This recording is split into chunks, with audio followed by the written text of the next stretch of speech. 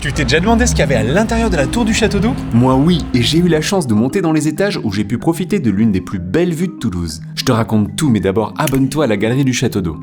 Il y a plein de cartons partout et c'est normal car la galerie a fermé pendant 1 an et demi pour se refaire une beauté. Et là j'ai eu le privilège de pouvoir filmer alors qu'ils étaient en pleine installation de la future expo. Si aujourd'hui c'est un haut lieu de la photographie, cet ouvrage majestueux servait au 19e siècle à alimenter le centre-ville de Toulouse en eau de la Garonne pure, claire et agréable à boire. Ce qui est génial c'est qu'à l'intérieur et en particulier dans le sous-sol on peut encore voir tous les mécanismes. L'eau potable était pompée à l'aide de 2 roues à hob et montée tout en haut de la tour.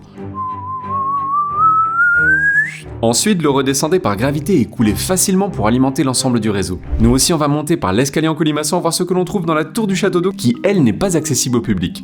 Incroyable, au premier étage, on retrouve 2 des tuyaux par lesquels circulait l'eau potable toulousaine. Au deuxième, on commence à prendre de la hauteur. Un meuble récemment dégagé a même révélé des graffitis d'époque. On continue l'ascension pour arriver au 3e et dernier étage où nous attend une vue à couper le souffle. Mais quelle lumière! On finit par une petite sortie sur la terrasse afin d'immortaliser le coucher de soleil, la claque.